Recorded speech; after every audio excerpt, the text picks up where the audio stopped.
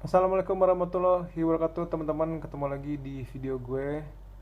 Kali ini video gue akan sedikit berbeda. Jadi kalau udah pakai yang namanya handphone berarti gue artinya males ngedit.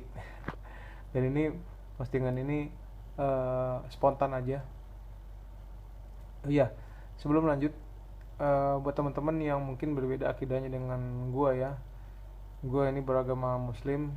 Postingan ini ada hubungannya dengan akidah gue, dan gue mau share ke teman-teman yang sama akidahnya sama gue. Jadi kalau misalkan teman-teman yang berbeda mau nonton boleh, tapi kalau misalkan emang nanti akan menimbulkan perdebatan, mendingan uh, ditutup aja video ini. Oke, nah kita lanjut langsung ke videonya, ke postingannya, sorry. Jadi ada hubungannya dengan Instagram. Kita fokus dulu, fokus.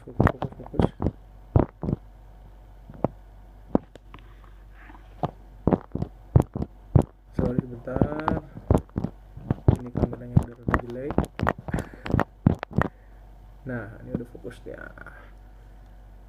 Oke nih, postingan dari teman gue Prita Khalida. Dia kebetulan punya baby, jadi waktu gue bilang dia punya postingan bagus ya. Tadinya di Facebook, terus diangkat ke Instagram.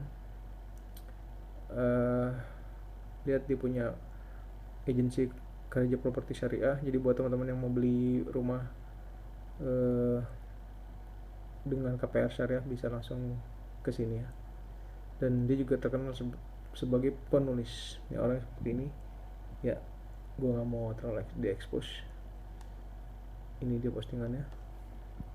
Kata pertanyaan ini, saat anak bertanya, kenapa kita nggak bisa lihat Allah? Nah, oke, gue bacain ya. Kenapa sih kita nggak bisa lihat Allah? Pertanyaan itu diajukan oleh putra kedua saya semalam. Tidak to the point, tapi pakai muter-muter diskusi sama kakaknya. Kenapa kuman gak kelihatan? Karena kecil. Allah besar, kenapa gak kelihatan? Karena mata kita gak sanggup lihat Allah. Kenapa? Dan sang kakak angkat tangan. Bilal, putra kedua saya, bukanlah tipe anak yang memiliki stok puluhan pertanyaan setiap harinya jika dibandingkan dengan abangnya di usia yang sama. Ia juga sejauh ini tidak pernah mengejar jawaban atas suatu pertanyaan sampai puas. Maka satu saja pertanyaan terucap darinya adalah PR yang harus saya tuntaskan, tidak boleh disia-siakan. Pertama, saya suruh ia mengambil globe, beberapa lembar kertas bekas dan bola yang ukurannya lebih besar dari globe. Selanjutnya, beberapa lembar kertas bekas tadi saya remas-remas hingga membentuk bulatan. Anak itu saya perintahkan untuk melakukan hal yang sama. Apa sih? Orang bilang nanya kenapa Allah gak kelihatan, malah disuruh bikin kayak gini, keluhnya. Tapi sambil tetap melakukan perintah. Nah, lihat, ini bumi, tempat kita tinggal ya. Tahu di mana rumah kita? Enggak. Saya tunjukkan Pulau Jawa di sini. Di sini ada Bogor. Sebelahnya Jakarta. Coba sebutkan apa saja yang ada di Bogor dan Jakarta. Misalnya rumah, mall, lalu apa lagi? Kantor, sekolah, pasar, stasiun, kebun, sungai, gunung, lanjut saya. Ya, pokoknya banyak deh. Nah, sebanyak itu, tapi kalau dibandingkan sama bumi yang biru ini, jadi sangat kecil ya kan? Iya, setitik. Ini kayaknya jawaban anaknya ya. Kebayang gak orangnya segede apa? Setitik-titik. Saya ngikik. Nih si temen gue nih ketawa gitu ya. Nah, sekarang lihat kertas yang tadi kita bikin bulat. Ceritanya itu bulan, planet, dan bola yang besar ini adalah matahari. Ingat film Upin dan Ipin yang tentang planet, Merkurius, Venus, Bumi? Iya, katanya. Siapa yang menciptakan semuanya? Allah. Nah, sekarang bayangkan, semua benda-benda ini sangat banyak dan besar-besar ukurannya. Terbayang gak betapa maha besarnya Allah? Allahu Akbar. Akbar itu maha besar, gak ada tandingannya. Jadi kenapa gak kelihatan?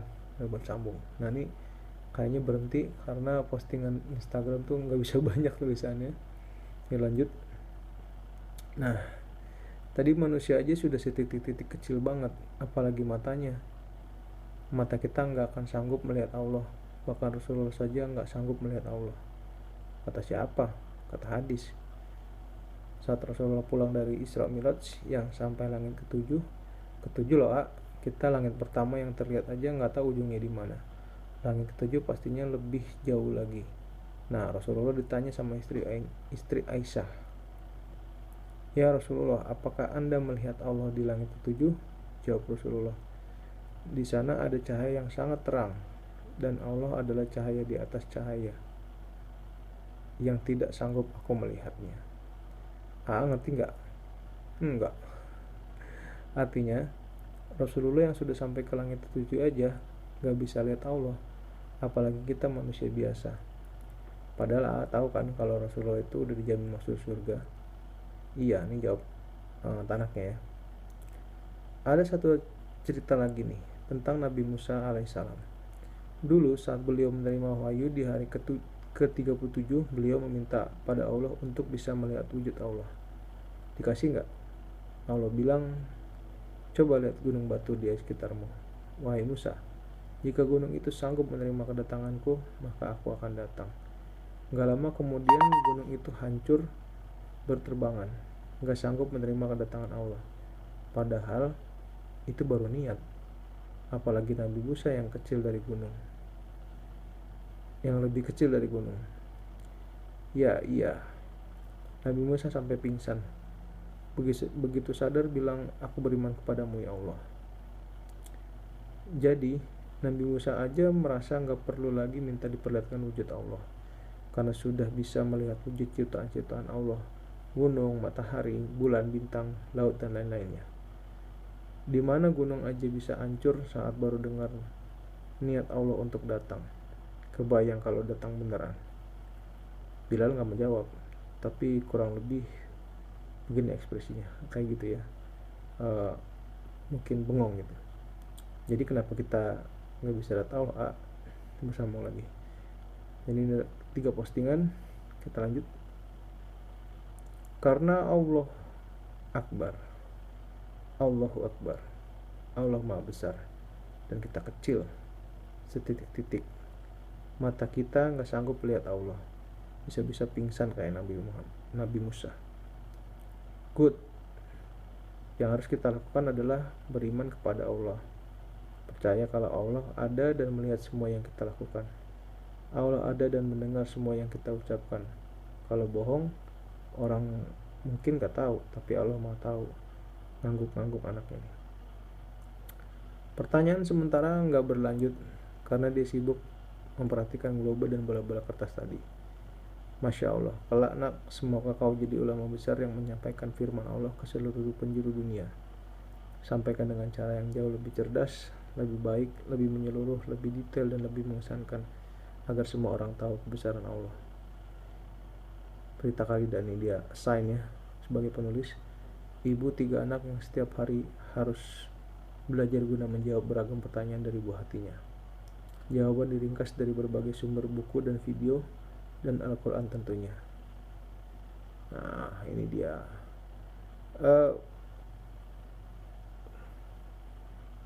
Demikian ya video dari ibu 3 anak, penulis dan ownernya Khadijah Property. Ya, jadi itulah sebuah tapi kok nggak fokus nih. Sebuah cerita yang gue sempet bilang di videoin dong, kata dia wah nggak sempet karena dia punya baby. Jadi gue coba videoin buat teman-teman, mungkin cerita ini bisa di share ke yang lain. Mudah-mudahan bisa juga menjadi bahan untuk menjawab kalau teman-teman punya anak atau punya adik yang bertanya kenapa Allah nggak kelihatan gitu kan. Jadi ini salah satu cerita atau kisah yang menarik untuk diangkat ya. Sementara dia juga seorang penulis, jadi dia tahu gimana susunan cerita yang benar dan gimana nyampein ke anaknya. Mungkin kalau